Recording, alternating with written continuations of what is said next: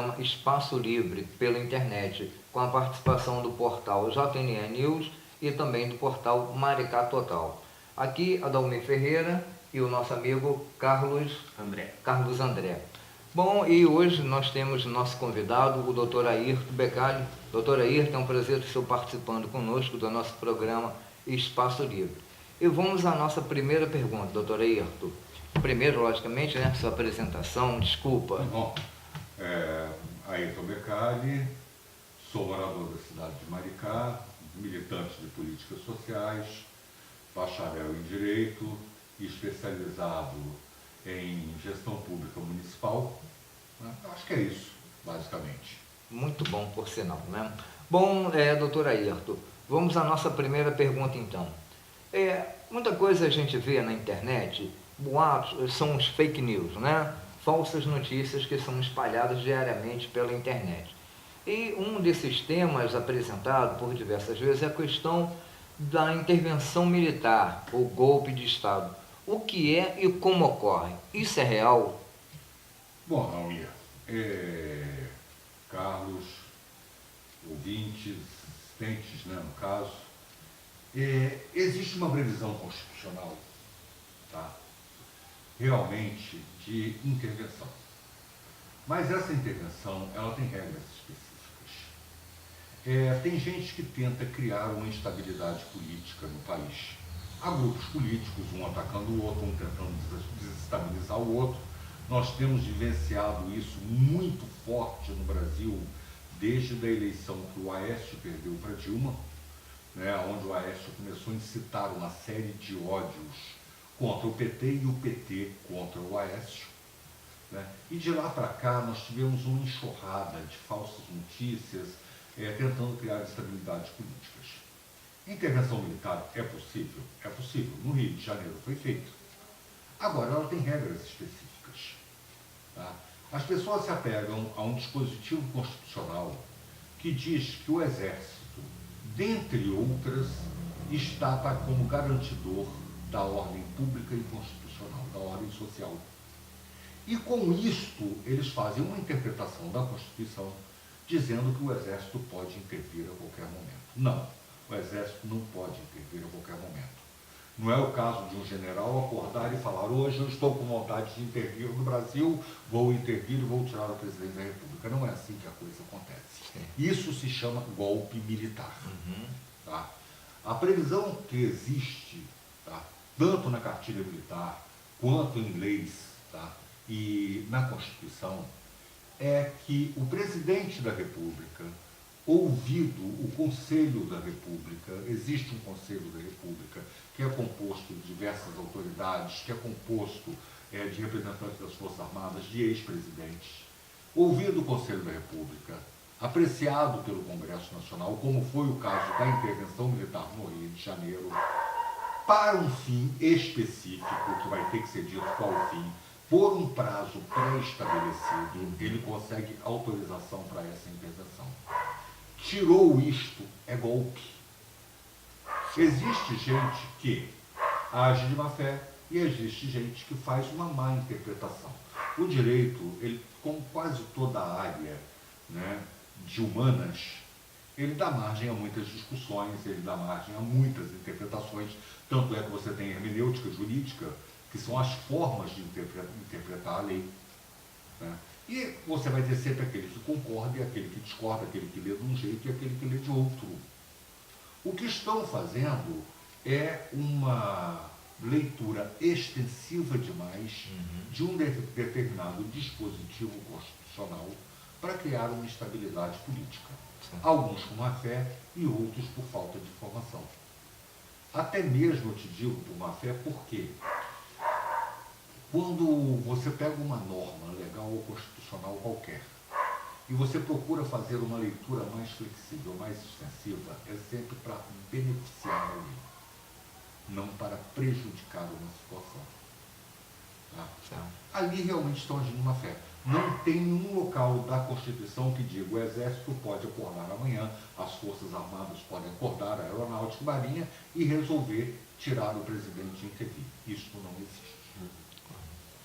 Carlos? Então, recebemos também perguntas de diversos segmentos da sociedade. Dúvidas ligadas à atual situação política do país. O Brasil corre algum risco de intervenção militar no momento? Algum tipo de risco? Carlos, não acredito. Nós temos que ver que, primeiro nós estamos falando de Brasil. O que é Brasil? Dos 10 minerais mais importantes para a indústria no mundo, o Brasil está entre os 3 primeiros produtores em 8 deles. Somos a 8ª economia, chegando a ser a 5ª economia do mundo. Embora um país em desenvolvimento, nós somos uma potência econômica muito grande e nos tornamos politicamente muito importantes em toda a América Latina, comercialmente muito importantes em todo o mundo. Existe muito capital e muitos interesses diversos investidos no Brasil. Não acredito em clima nem espaço mais para uma ditadura militar em um país como o Brasil. Talvez um país menor, com maior instabilidade política, né? Eu até acredito que possa existir ainda a possibilidade de uma ditadura. Podemos dizer assim, então, que o que falta é estrutura para isso? Não é faltar estrutura para uma ditadura. É não haver clima nem aceitação mundial para um fato desse. Hoje eu acho que a Europa não aceitaria isso, entendeu? Talvez fosse interesse dos Estados Unidos, que é o país que tem maiores interesses hoje no Brasil, mas a China também tem um interesse muito grande, é um parceiro comercial muito grande, a Rússia é um parceiro comercial muito grande. Você vê que há interesses muito antagônicos, né, de correntes políticas muito fortes mundiais, que não teria aceitação mais, não haveria clima mais para uma ditadura no país. O que aconteceu em 1964, na década de 60, tá, no Brasil e na América Latina, foi outra coisa. Foi um expansionismo americano, onde se sabe hoje que os Estados Unidos fomentou ditaduras em toda a América Latina. Tá? Foi uma década que foi implantada ditadura para todos os campos, ainda no início do ano 70 você tinha ditaduras sendo implantadas, aonde os Estados Unidos trouxe suas multinacionais e transnacionais, implantou nesses países, endividou esses países com bancos americanos e depois simplesmente retirou as ditaduras no espaço de tempo até bastante curto. Quando já estava sedimentado o endividamento desses países com a América do Norte, onde as empresas americanas eram as grandes empresas desses países, era um clima completamente diferente do de hoje. Tá? Naquela época, se você fizer uma leitura de Brasil, quem era Brasil no cenário internacional? O Brasil não era nada no cenário internacional. Tá? Era um país muito grande, mas que para eles lá do outro lado só tinha sangue índio. Hoje se sabe do potencial econômico brasileiro, do potencial de exportação, de importação, de consumo, enfim, né? Há um interesse muito grande. Nós já tivemos alguns momentos de instabilidade política menores no país, onde a primeira-ministra da Alemanha interviu, o premier da Rússia interviu, Pequim se manifestou, entendeu? Então, você vê que não é mais aquela coisa, não há mais aquela hegemonia mundial americana. Tá? Porque quando a gente fala de ditadura militar, não tem como a gente não pensar nos Estados Unidos, porque nós fomos vítimas de uma ditadura civil militar fomentada pelo governo norte-americano, por interesses americanos. Né? Hoje, tá? Mesmo que fossem interesses internos, de uma oligarquia interna, isso viria a frustrar interesses do capital internacional. Tá? Isso viria a frustrar interesses de alguém. Se for beneficiar os Estados Unidos, vai prejudicar a Rússia, vai prejudicar a China, vai prejudicar o mercado europeu. Se for, sabe, hoje há um mundo bem mais globalizado, a velocidade de comunicações, o capital muito mais integrado nessa globalização, não é tão fácil mais você chegar e acordar de manhã e falar assim, hoje eu vou derrubar o governo. Você vê que os golpes hoje estão sendo dados de forma parlamentar. Antes da Dilma cair aqui, no que se sabe que foi um golpe parlamentar. No final, você teve senador que votou a favor da deposição da Dilma, dizendo assim, não, eu tô consciente, tá, para quem quiser ver no YouTube, eu tô consciente da inocência dela, mas pela estabilidade política eu votei a favor do impeachment. Sabe? Hoje você vê depois a auditoria pelo Senado, a auditoria pelo TCU, dizendo não foi crime o que ela fez, foi um golpe parlamentar. Tá? O Paraguai, antes disso, tinha deposto um presidente assim. Inclusive o presidente do Paraguai não estava nem no Paraguai, ele estava na Europa. Tá? Fizeram tudo às pressas, votaram em impeachment e tiraram ele. Entendeu? Então hoje, se você corre um risco do golpe, já é um golpe parlamentar, já é uma coisa mais... Eu vou te ser muito sincero, eu acho que nem os militares querem essa porcaria do jeito que Bom, Ayrton, aproveitando aí o gancho dessa questão, o Brasil, nos últimos 2 governos, do Lula e da Dilma, começou a abrir, fazer contato com países até do bloco comunista. Isso teria posto em risco ou não essa questão com outros países que são aliados do Brasil? Olha, eu acredito que sim. Tá? E esse é um dos fatores marcantes, digamos assim. Primeiro, é muito complicado falar hoje em dia de direita e esquerda, né? Porque a gente não tem muito essa visão mais de direita e esquerda, né? O que é direita e esquerda. Né? Mas o PT ainda se colocava como um partido de esquerda. Né? E se aproximou de alguns países que também se intitulam mais de esquerda. E países em desenvolvimento, com uma economia crescendo aceleradamente, eles criaram um banco, que foi o Banco do BRICS, né? De apoio mútuo. Eles criaram parcerias comerciais muito fortes. Né? E isso realmente incomodou parte do capital internacional. Isso realmente incomodou determinados interesses de banqueiros internacionais e de alguns países imperialistas, como os Estados Unidos da América do Norte.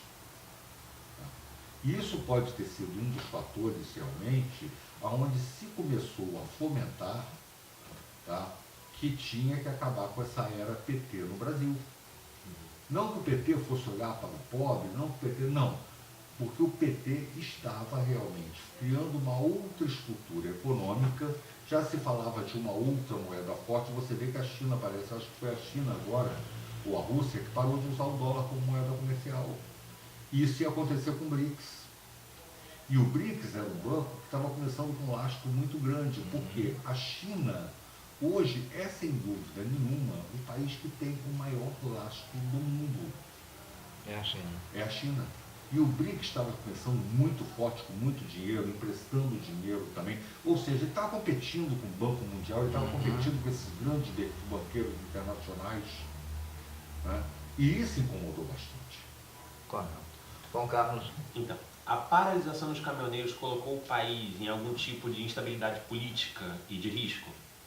Eu acho que colocou, sim, colocou muito grande, mas com objetivos próprios, que não foi aumento do diesel.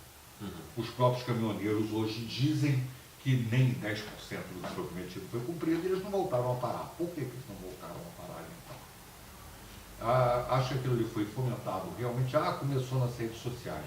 Começou nas redes sociais também a Primavera Árabe, onde os anônimos, né, fomentavam a derrubada daquelas ditaduras, as revoltas, né, que foi a Primavera Árabe. E hoje se sabe que quem estava por trás dos anônimos naquela época era a CIA americana, né, o Serviço de Inteligência americano. Então começou no WhatsApp, Facebook.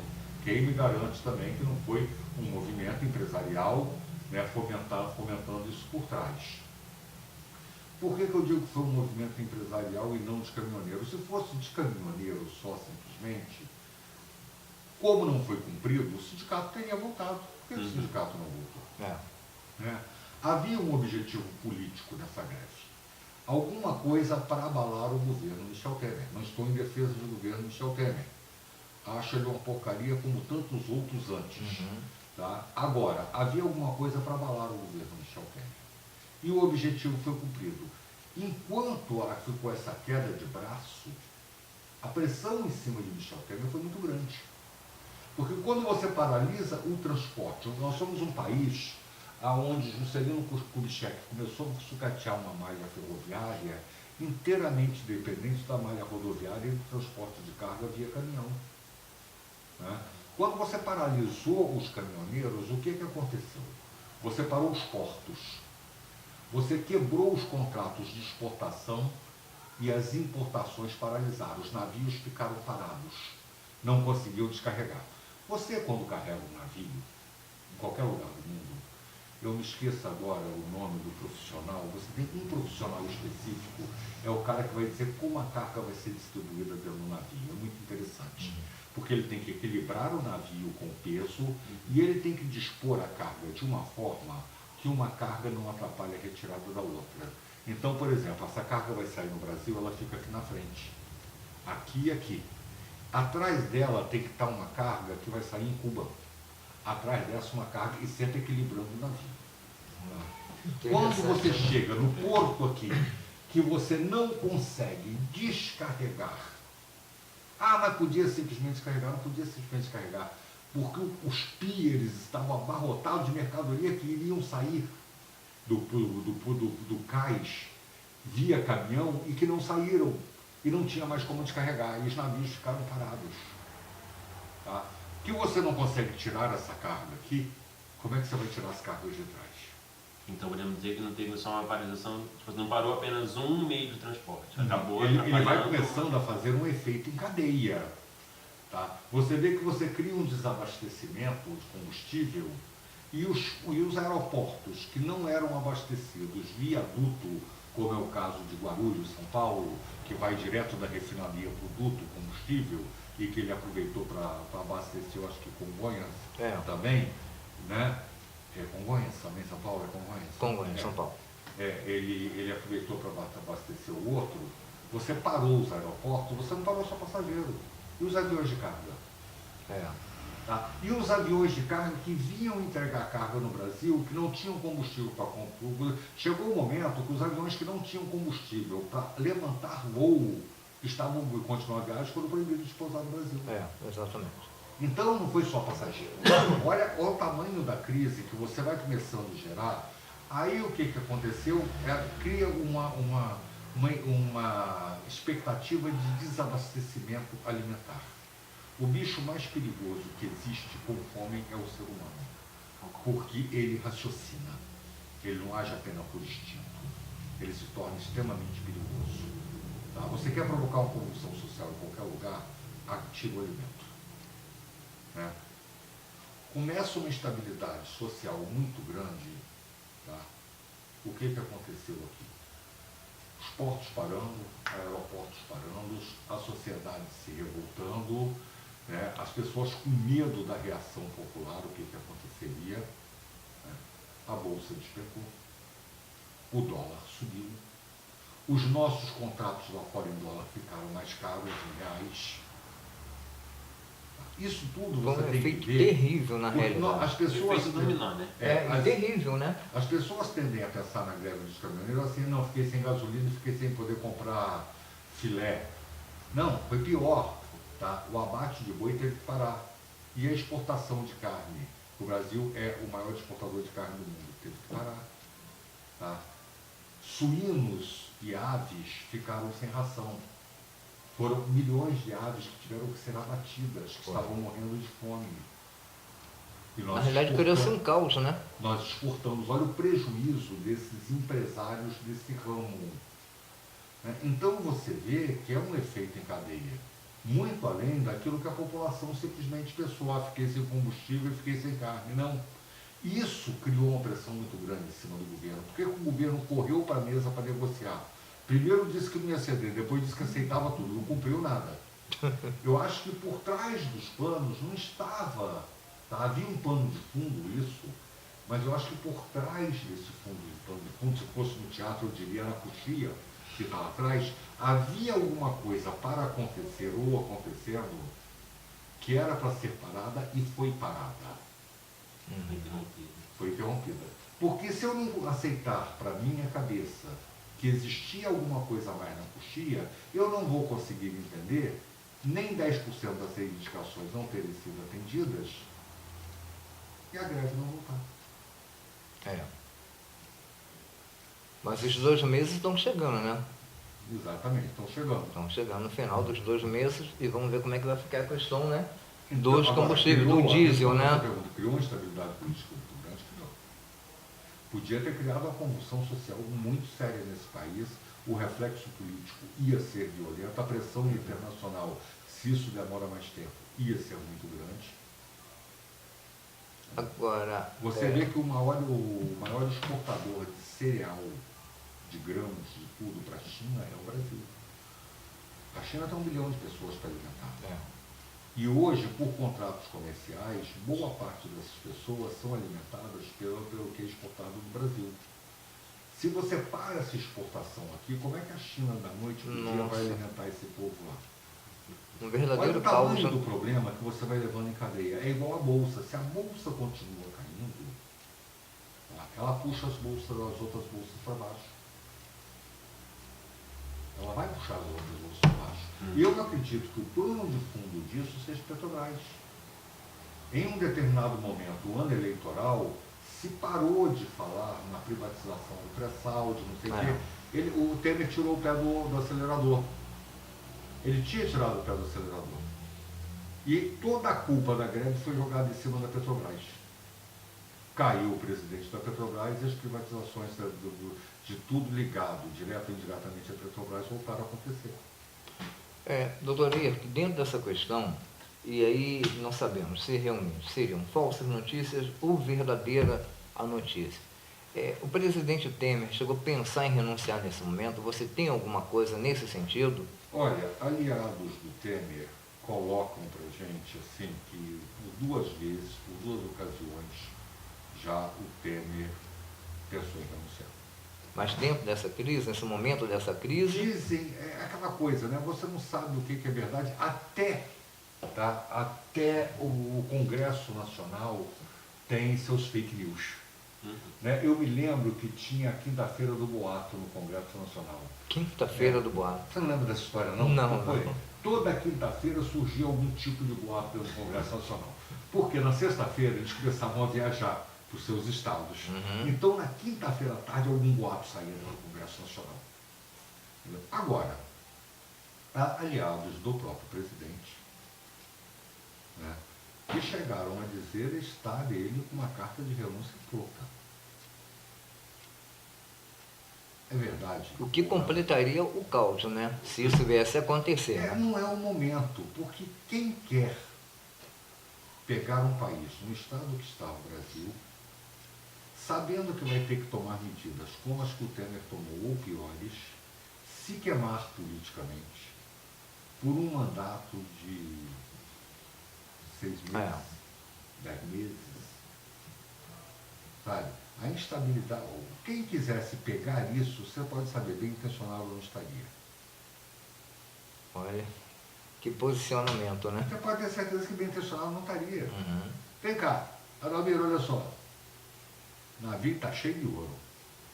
Agora está com um rombo no casco que está afundando. Daqui a meia hora ele vai afundar. Você quer meu cap de comandante do navio? Ao peso da consciência. Não, quero não. Não dá.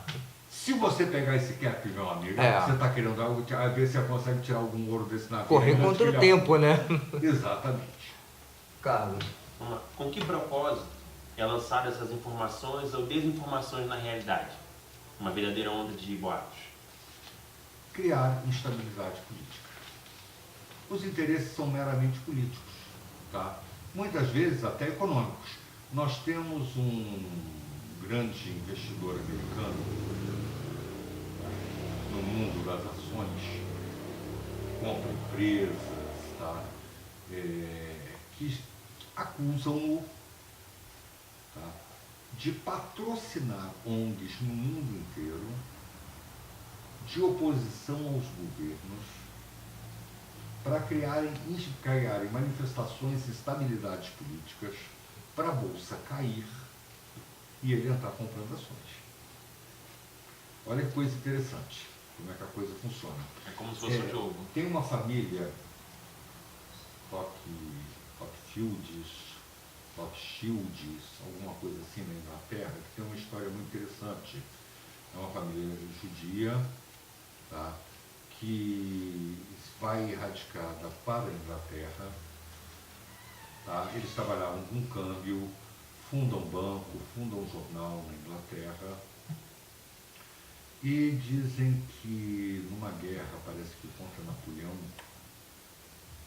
eles conseguem saber de antemão que a Inglaterra estaria vitoriosa.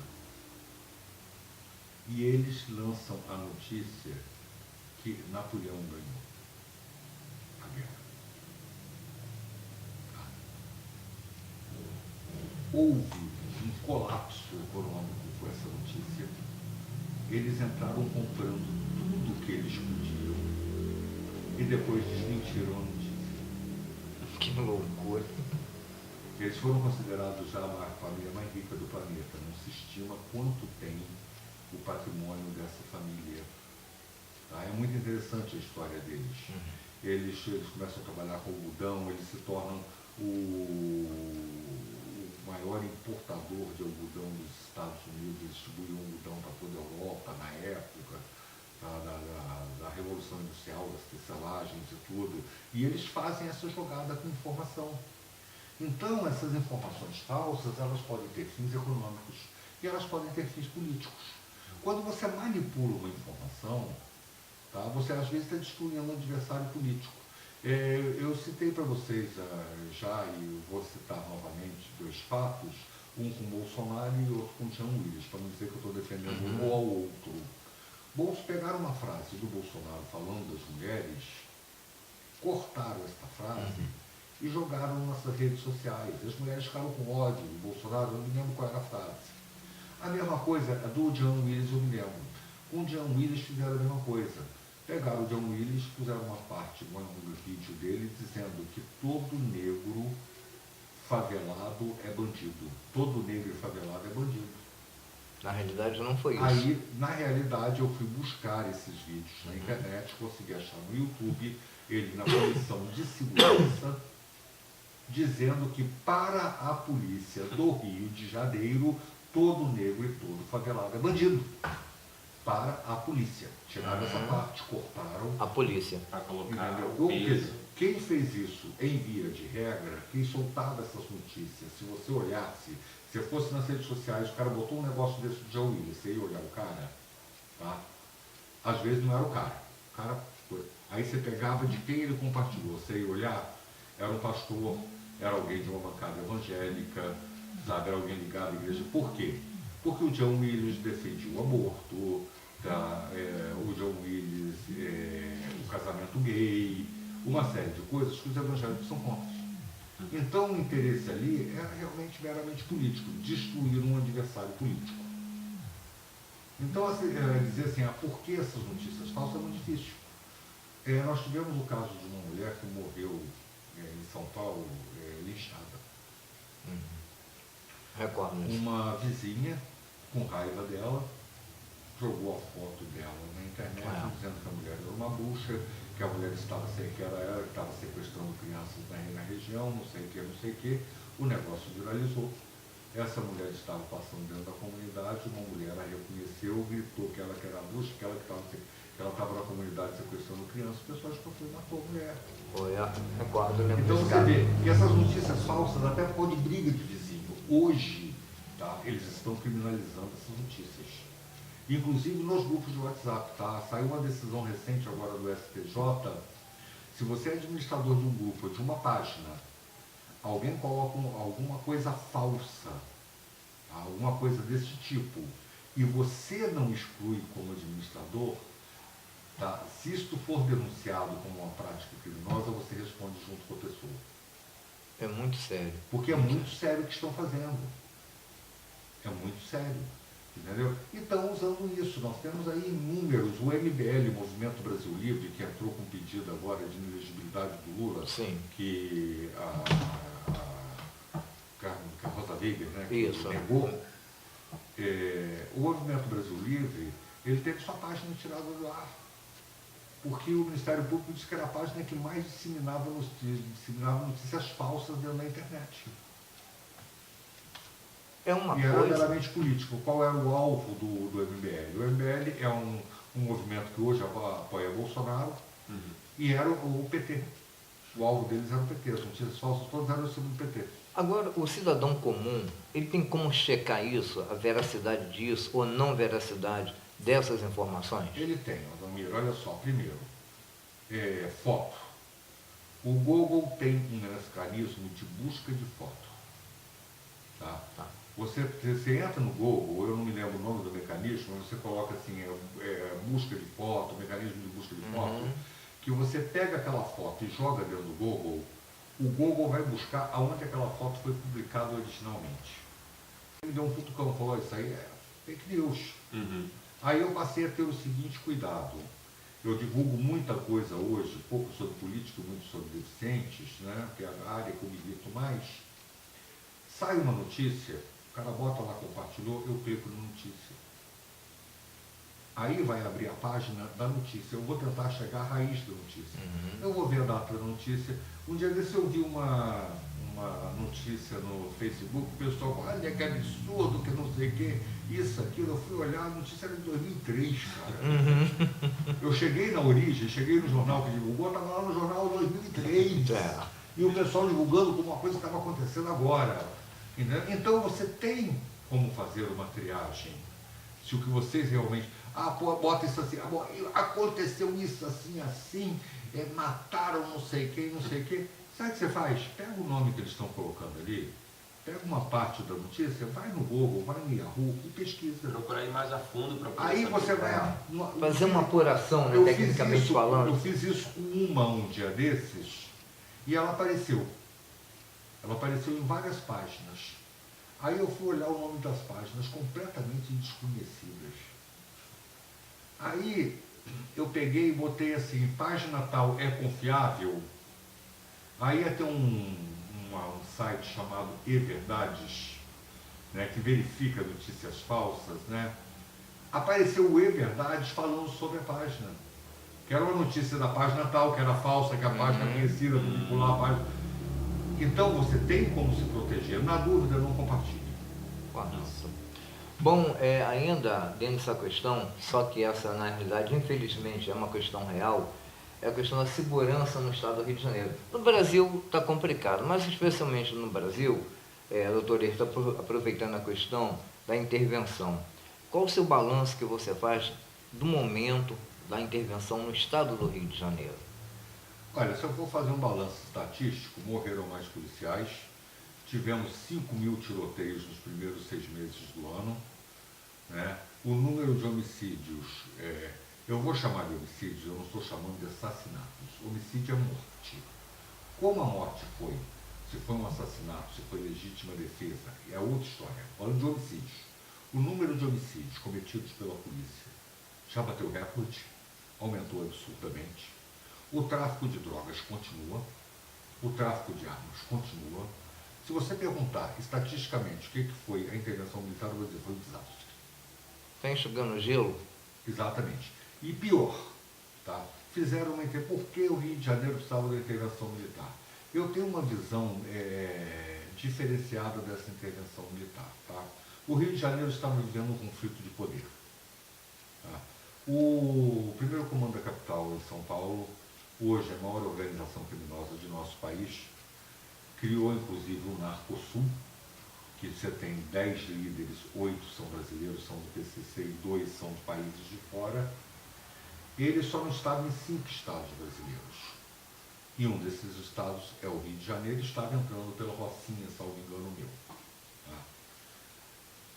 Tá? A escalada de violência estava muito grande, realmente estava na iminência de uma guerra entre duas grandes organizações criminosas. O Rio de Janeiro ele tem uma coisa muito estratégica, que é a favela da Maré. Os navios chegam no Rio de Janeiro, atravessam a ponte Rio Niterói e ficam fundeados do outro lado, aguardando para entrar no cais do porto. Tá? Até ali eles não passaram por uma alfândega. E a favela da Maré está de frente. Eu não vou falar mais nada, cada um tira a sua conclusão.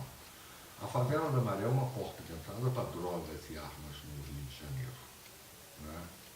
É um ponto estratégico para o tráfico de drogas e o tráfico de armas. Tanto é que nós já tivemos outras intervenções direto na Maré. Sempre na Maré, o foco é a Maré, que a questão complicada é a Maré. Fizeram a intervenção militar. A quem favoreceu essa? Se aumentou o homicídio. Se sufocaram o tráfico de drogas de alguma forma, não conseguiram acabar com eles, mas se o sufocaram, conseguiram aumentar o número de assaltos, de furtos, de tudo, porque quem sobrevivia do tráfico armado foi roubado. Né? Se aumentou o número de policiais mortos. Se aumentou o número de criminosos mortos pela polícia, a quem favoreceu essa intervenção militar? Ao PCC. Aí você vai falar, por que o PCC? Porque a polícia militar entrou, junto com as Forças Armadas, nas favelas dominadas pelo Comando Vermelho, até porque o PCC estava querendo entrar, não tinha nenhuma favela dominada aqui. E espalhou o PCC pelo estado do Rio de Janeiro inteiro. Houve um aumento de violência imenso nas cidades da região metropolitana. Você veja Maricá. Maricá a gente tinha um homicídio a cada 2 meses. Hoje se fala em 2, 3 corpos por dia em Maricá, de uma forma, prisões por tráfico. Cara, esses policiais de Maricá tinham que ter auxílio estafa. Eu estava até de parabéns quando você está tomando em Maricá. Porque todo dia um monte de prisão com tráfico, crack, é uma coisa que a gente não ouvia falar na nossa cidade diariamente. Agora é apreensão de droga, de arma, aí você vai ver a ficha criminal dos caras. Comando Vermelho, Comando Vermelho, Comando Vermelho, Comando Vermelho, Comando Vermelho. Ou seja, quando a intervenção militar sair do Rio de Janeiro, o PCC continua organizado e vai entrar forte nas favelas que foram esvaziadas pelo Comando Vermelho. Nós trocamos alhos por bugalhos. Então, na sua opinião, essa intervenção deve continuar. Legalmente, há uma parada no final do ano, até a posse do novo presidente. Ela vai continuar até a previsão, né, legal dela, ela vai continuar. Não vi efeito nenhum, não vai mudar nada. Adalmir, não se combate violência com violência. E sim com inteligência, né? O ódio disseminado dentro das comunidades hoje das favelas pela polícia é exatamente a violência pela violência. Um Estado violenta contra uma sociedade violentada e violenta. Aí, teve um cara que trabalhava no samba com 17 anos de idade que matou 17 pessoas e ele falou, eu não nasci bandido. Agora, a minha família passava muita dificuldade, é o abandono do Estado, é a violência do Estado capitalista contra essas pessoas. O meu irmão de 13 anos foi trabalhar com um avião na boca. A quadrilha rival matou o irmão dele, ele juntou com os primos, conseguiu umas armas, entraram onde era o QG dessa quadrilha e mataram 17 pessoas. Então você vê que violência você não vai combater com violência, você vai matar. Para cada uma pessoa que você matar dentro de uma favela, hoje o Estado matar, seja bandido ou não, vai ter uma família odiando essa polícia e esse Estado. Porque é um Estado que não deu nada para eles. Eles não têm educação, não têm saúde, não têm segurança, não têm saneamento, os caras não têm remédio, a comida é de má qualidade, tudo foi tirado deles. O meio de vida deles, da maior parte deles, maior parte eu não digo, mas de boa parte deles, é o crime. A economia hoje, dessas comunidades, direto ou indiretamente, depende do crime. Que o capital que circula ali dentro, na sua grande maioria, direto ou indiretamente, vem do tráfico de drogas, do tráfico de arma ou do crime de uma forma geral. Quando você mata um cara desse, você está botando uma família inteira de ódio contra o Estado. Por um outro lado, essas crianças que crescem ali dentro, num Estado que tira tudo deles, uma máquina capitalista dizendo que eles são aquilo que eles possuem. Se eles não possuem nada, eles não são nada. Que crescem achando a violência uma coisa comum. A polícia entrando de forma violenta, a bandidagem agindo de forma violenta contra a polícia de forma violenta contra a comunidade, que quando a polícia entra lá debaixo de tiro não sabe quem é bandido e quem não é. A própria criminalidade hoje age de forma violenta contra a comunidade. Tudo que é comum, tudo que você banaliza, se torna natural. É natural para essa criança que já sofre a violência do Estado e sofre esse tipo de agressão, a violência para ele é uma coisa natural. Ganhar a vida de uma forma violenta é natural. O Estado não lhe dá condições e oportunidade de ganhar a vida de outra forma. Aí ele vê que os caras que têm uma vida melhor, que conseguem um médico, conseguem um remédio, conseguem ter uma moto, tudo aquilo que a sociedade diz o tempo inteiro que ele tem direito e que ele tem que ter. Mas não faz por onde, né? Quê? Mas não faz por onde que ele tem. Ele tem, exato. Tá? Não deixa ele sair daquele gueto. Tá? Que ele vê que os caras que conseguem isso, os amigos de infância dele, são os que foram assaltar banco, são os que fazem assalto, são os que traficam. Esse cara tem esse cara como herói, ele tem esse cara como referência. Ele vai querer ser aquilo ali. Então, não vai ser com violência que você vai acabar com isso. A Colômbia teve um problema muito sério dentro das suas comunidades. Tem até um filme fantástico sobre... Eu assisti esse filme, eu não me lembro o nome dele, eu vi buscando esse filme.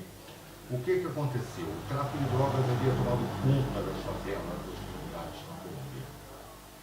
E, como no Brasil, no primeiro momento, o traficante era aquele cara bonzinho que ajudava a comunidade, com o tempo a coisa foi se revertendo e eles se tornaram opressores da própria comunidade.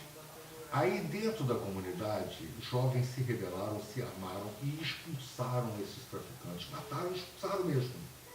Eles se denominavam grupos de autoajuda e começaram a patrulhar suas comunidades. Só o que aconteceu? Eles viraram bandidos. Eles mataram, eles estavam armados. Eles também viraram bandidos. Eles também viraram assassinos. E eles precisavam de sobreviver de alguma coisa. Então eles começam a traficar. Tá? Trocou 6 por meia dúzia. E eles se organizaram numa grande organização criminosa intitulada Grupo de Autoajuda. Um dia a Colômbia resolveu encarar eles como um grupo de guerrilheiro, um grupo político. E negociar com eles como um grupo de guerrilheiros, um grupo político. Fizeram acordos, deram indulto, somente a 2 não deram indulto aos crimes cometidos. Eles depuseram as armas, na condição também que o governo investisse em saneamento, educação e saúde dentro das comunidades e patrulhasse as comunidades para que aquele tipo de tráfico de drogas não voltasse lá para dentro. Seria mais ou menos por aí que o governo brasileiro... A intervenção social, não adianta fazer intervenção militar sem intervenção social. O dia que sair a intervenção militar, o PCC vai estar lá dentro, o Comando Vermelho vai querer voltar, vai começar outra guerra. Quer dizer, a situação vai continuar sendo totalmente insustentável como está hoje, né? E aí, só um tópicozinho nessa questão. As milícias, a polícia hoje, do estado do Rio de Janeiro principalmente, eu acho que ela está passando uma situação até inédita, né? Digamos assim. A questão dos comandos, a questão da milícia e a polícia no meio desse fogo cruzado. A polícia no meio desse fogo cruzado e junto desse fogo cruzado. Junto. Uma das coisas que ajudou muito a proliferar as milícias foi a participação de policiais. A vista grossa feita por alguns policiais. Resta esclarecer a população o seguinte: a polícia militar é uma corporação gigantesca. Tá? Não vou defender nem acusar policial de nada, nem uma corporação dessas. Mas uma coisa, eu gosto de ser muito justo, e por um lado eu sei que tem policiais que cometem barbárie, por outro eu sei que tem policiais extremamente honestos, sérios, humanos, tá lá dentro, que se revoltam por barbárie feita por colegas, mas que temem até denunciar por causa de não serem vítimas de fogo amigo. A Polícia Militar do Estado do Rio de Janeiro é o órgão público no país que mais pune. No estado do Rio de Janeiro? Não, no Brasil. No Brasil? É a Polícia Militar do Rio de Janeiro, é que mais pune servidor. Prende, expulsa, investiga. Agora, nós deixamos chegar um caos à criminalidade no nosso país.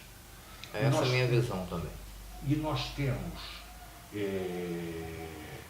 policiais mal pagos, mal equipados, vivendo numa profissão de extrema tensão. Hoje, o que acontece com o policial? O cara entra com a polícia militar. Me diga com sinceridade, com soldo que um policial militar no Rio de Janeiro, ele pode morar em outro lugar que não seja próximo de uma favela? Não. Ele Sem não condições. pode. Tá? Ele já começa a ficar exposto por aí. Ele já começa, muitas vezes, a ter que fazer vista grossa o que acontece em volta dele por causa disso. É o mau salário que cria o mau policial? Não, não é. Porque tem policial que mora nas condições que é bom policial. Agora, tem policial que acaba revoltado contra a própria polícia e tem policial que tem má índole. cara que tem má índole, ele tem um contato muito direto com o crime. E com um crime que movimenta o nosso mundo. A questão é muito complexa na Muito realidade. complexa. Então nós temos, por um lado, eu acho que uma polícia despreparada para ser diferente do que é no nível de violência, de abordagem de tudo. Tá? Mas também não sei se dá para ela ser diferente hoje. Tá? Numa violência social que nós temos, que quando ele bota o pé dentro da favela, vem uma rajada de AR-15 em cima dele. Entendeu? É uma loucura, né? É um troço complicado. O nível de tensão emocional que esse policial vive é muito grande. Nós temos uma polícia mal equipada, tá? Com colete, com validade vencida, colete comprado, sabe lá Deus aonde, que não está aguentando tiro 32, encarando os caras com arma de guerra. Imagine, com arma de guerra, né? Uma Nós R-15 da vida, né? Nós temos policiais oriundos das camadas mais baixas da sociedade, muitas vezes, oriundos de dentro dessas comunidades, que quando chegam a ser policiais não conseguem sair de dentro dessas comunidades e ficam com a família à mercê dessa bandidagem. Nós temos também policial mau caráter, como nós temos mau caráter de qualquer servidor público. Aquele que diz, não, eu vou ficar rico na polícia. Qualquer profissão, né? Como qualquer profissão. Entendeu? Então você tem uma gama de facetas diferentes que facilita a proliferação desse crime. Tá? E agora, por exemplo, as milícias se criaram muito, você vê toda hora que estoura a milícia, tem policial envolvido. Seja civil, seja militar, ou seja alguém de força armada. Entendeu? É a carteirada, é o conchavo com amigo, aí o policial que é honesto fica com medo de denunciar, fala, pô, esse cara aí só vive com bandido, vou tomar um tiro, vai saber onde eu moro. Não vai querer correr esse risco, né? Entendeu? E aonde o Estado falta, sobra oportunidade para o crime. A milícia também é um crime. Né? Sobra porque a milícia mata. A milícia não explora só o gás, a água, o gato net, que já é crime por si só, a forma que eles fazem. Mas eles também matam, também são grupos de extermínio. Se rebele contra a milícia, você vai ver o que acontece. Complicadíssimo, né? Então, remodelar isto, você tem que começar com o Estado presente. A milícia não vai conseguir entrar onde o Estado está presente o tempo todo. O policial militar, ele tem que ter uma rotatividade, ele não pode ficar o tempo todo na rua, ele não pode ficar o tempo todo na mesma área, ele tem que ter um tempo para repousar a cabeça dele dentro do gabinete, da área burocrática, entendeu? Ele tem que ter condições financeiras também de sustentar a sua família divinamente. Com a prostituição num país que o cara está em risco 24 horas, o policial militar hoje não tem isso de vida só quando ele está de farda. Com farda ou sem farda, ele é um alvo, né? Ele é um alvo. A família dele é um alvo. O que ele ganha para viver este clima de tensão, entendeu? É algo extremamente complicado. Muita E coisa. você exigir equilíbrio emocional de um policial desse para fazer uma abordagem dentro de uma comunidade onde ele está tomando rajada de AR-15... E estando praticamente despreparado, né? Até a nível de proteção mesmo, né? Deixo bem claro mais uma vez, as atrocidades cometidas pela polícia, eu não estou executando. Tá? Eu estou falando dos bons policiais, que são a maioria da polícia militar. Na questão política, nós estamos ouvindo um nome que é de um militar, que é o Jair Bolsonaro. Fala-se muito do apoio dos jovens dizendo que irão votar nele, votar nesse militar. Como a gente pode ver essa questão? Como o senhor vê essa questão? Eu tenho algumas facetas, tá? Para ver isso aí. Primeiro, nós temos um percentual aí de 17, 20% de uma população extremamente conservadora, com pensamento de extrema direita, que é mais ou menos o que o Bolsonaro bate nas estatísticas. Nós temos uma juventude bastante desinformada, é uma juventude que diz que vai votar no Bolsonaro pelas ideias que o Bolsonaro apresenta. Só que eles são desinformados do que aconteceu no passado com ideias iguais. Hoje ele diz que eu vou votar no Bolsonaro por causa disso e daquilo, aí diz que fulano é ladrão, ciclano é ladrão. Se o Bolsonaro assume e implanta suas ideias, e amanhã ele vier ter que dizer que o Bolsonaro é ladrão, isso e aquilo, vai acontecer com ele o que aconteceu em 64, 65, 66, década de 70. Eles não sabem o que foi aquilo lá atrás, as ideias que o Bolsonaro vem trazendo. Então, há uma desinformação muito grande de uma juventude, o que são o perigo dessas ideias, o perigo do extremismo, seja ele de direita ou de esquerda. Os extremos são perigosos. O radicalismo é perigoso. Então, há uma desinformação muito grande do jovem. E há o protesto. Tá? Lamentavelmente, nós estamos vivendo uma onda de conservadorismo e de direitismo, digamos assim, não é só no Brasil, não. No Chile aconteceu, no Paraguai aconteceu e aconteceu na Europa. O parlamento europeu, a maioria, é um parlamento de extrema-direita hoje. Por quê? Nós vivemos um momento onde a chamada esquerda, ou centro-esquerda, dominou esses locais e que os resultados foram desastrosos.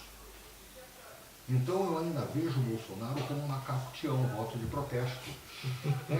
Eu vi ontem uma mulher que falou que ia votar no Bolsonaro, que a família dela ia votar no Bolsonaro. E a jornalista perguntou por quê. Ela respondeu porque ele é maluco. Não, o que eu Aí acho ela falou, interessante... deixa eu completar. Sim, senhor. Você vai votar porque ele é maluco? Falou, para dar jeito nesse hospício que o Brasil virou só um maluco. Ou seja, é o voto de protesto. Eu acho uma coisa que eu até ouvi falar, né, alguns jovens que vieram comentar até mesmo comigo sobre isso. Não quero porque ele tem a ideia de amanhã ou depois estar armado. A gente poder andar armado por segurança. Eu já ouvi isso, esse tipo de comentário. Como que isso vai fazer com que o brasileiro venha se sentir mais seguro? Se no Brasil que a gente vive, o pessoal já está sem arma, já está sem... O máximo que tem na mão é uma faca, ou então mesmo sem estar armado, já é uma violência muito grande. Como? Como que isso pode ser um lado... Olha, como podemos ver um lado bom mediante isso? Primeiro vamos esclarecer uma coisa. O brasileiro pode andar armado. O porte de arma Desde que ele com um porte de arma. O porte de arma existe, desde que ele cumpra com determinados requisitos. Tá? Ele pode ir lá. Eles estão achando assim, que amanhã o brasileiro vai poder andar armado. Aí todo mundo vai correr numa loja, como nos Estados Unidos, vai comprar um fuzil e vai botar nas costas. Tá? Ele vai morrer com o próprio fuzil. Eu pude presenciar isso em algumas comunidades, eu fiquei bobo de ver isso, mas na rua mesmo, jovens, né, com um fuzil atravessado nas costas, como se fosse um militar. Achando que aquilo dá o poder. Sim. Ele não tem preparo para aquilo. O bandido, quando chega, ele chega com o elemento surpresa. O bandido, se ele vê que ele perdeu o elemento surpresa, ele normalmente recua. Se eles vêm para a sua direção, o cara vem na sua direção, seguindo numa rua, se ele percebe que você percebeu que ele está sendo seguido, você está seguindo ele, em via de regra, não é todo caso, mas em via de regra ele recua. A não ser que ele esteja num número maior, não sei o que, aí. Tá? Mas um dos fatores é aquela coisa, o cara vai pula o teu muro, vai entrar na tua casa de noite. Se você acender as luzes do lado de fora, ele volta. Ele já não tenta. A não ser que ele tenha vindo encomendado para te matar, alguma coisa. Então, em via de regra, quando o bandido perde o elemento surpresa, ele volta. O grande arma do bandido é o elemento surpresa. Aí você está com um fuzil nas costas, a pistola na cintura. O cara vai e te encosta uma arma na nuca. Você vai fazer o quê? Você vai sacar da pistola? Você vai morrer.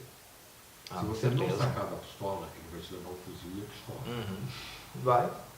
E se você tentar reagir, está arriscado tomar um tiro com sua própria pistola. Na verdade, o brasileiro quer ter uma arma na cintura, livremente, sem ter que registrar, para ameaçar o vizinho, a briga de trânsito, a discussão de futebol, para mostrar que é machão. Entendeu? O que eles querem é isso. O porte de armas no Brasil não foi proibido. O Estatuto do Desenvolvimento, ele fez regras mais rígidas e infligiu penalidades mais rígidas a quem descumprisse suas regras. Mas o Estatuto do Desarmamento também, ele foi fragilizado pela sua intenção de fundo. A intenção de fundo do Estatuto do Desarmamento era meramente comercial.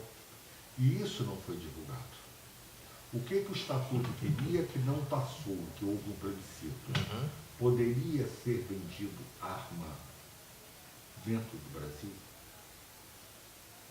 Legalmente falando. Legalmente falando. O que eles queriam saber era isso. O plebiscito é se poderia continuar vendendo arma ou não. E o plebiscito disse que não. O que estava por trás disso? Um acordo com a Organização Mundial de Comércio, que o Brasil faz parte, ele é bem claro que o Brasil não pode, nenhum país pode exportar aquilo que é proibido a venda dentro do seu país. O Brasil é o maior exportador de arma leve do mundo, segundo os Estados Unidos. Essa é de espantar, né? Mas... Se proíbem o comércio de armas dentro do Brasil, a venda de armas no Brasil, o Brasil não mais poderia exportar armas. Nós somos o maior exportador de armas leves. Os Estados Unidos é de arma média e pesada. Arma leve somos é o Brasil. É um caso muito sério, né? Bom, doutor Ayrton, para a gente finalizar, então voltando lá na questão do candidato, do pré-candidato, né? Ele teria, como ele é militar, ele teria apoio dos seus amigos, do Exército, da Marinha, da Aeronáutica, das Forças Armadas de um modo geral? Não. Não Você teria. vê que alguns generais se manifestaram, inclusive, um chamando ele de maluco, dizendo que ele é maluco, não é? Porque ele pede intervenção, ditadura, não sei o quê, e tem um general chamando ele de maluco, né? Ele tem, talvez, apoio de parte dos militares, da polícia militar e de parte, porque ele também não é simpático por todos.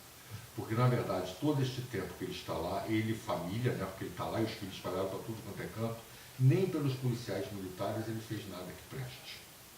Então, Tanto é que realmente... nunca teve uma lei aprovada na vida dele. Tem quantos anos de carreira como militar e nunca aprovou nada dentro do Congresso? A conclusão que nós tiramos disso é que o eleitor, de um modo geral, deve pensar bem, refletir bem, né, nos futuros candidatos, né? De um modo geral, não só na presidência, como governadores, deputados e senadores, não é? Com certeza. Melhor, hoje, doutor, principalmente para presidente da República, nós temos que pensar o seguinte: nós não podemos ter ninguém radical, na minha opinião. Tá? Nem para a extrema-direita, nem para a extrema-esquerda. Nós precisamos de alguém que seja mais conciliador. Tá? Sem isso... E alguém, já que nós não vamos mudar o modelo econômico, eu já falei isso uma vez e me repito várias vezes quando quiserem. Eu levei muitos anos para entender que não é a tipologia de forma do governo que importa, e sim o modelo econômico. Não me interessa se é comunista, se é monarquista, se é o primeiro-ministro, agora está me fugindo do termo, parlamentarismo. Não importa o que seja. Se não mudarmos o modelo econômico, as desigualdades sociais vão continuar, a corrupção continua e tudo. Nós temos uma realidade, tá? Levamos centenas e centenas de anos para sair do modelo feudal, tá, de economia, para entrar no modelo capitalista, que é até muito recente.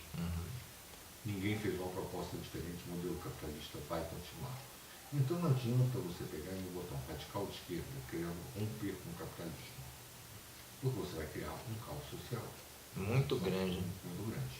Então você tem que ter uma pessoa ponderada, moderada, que consiga transitar dos dois lados, que consiga transitar com coerência junto a economistas, a banqueiros.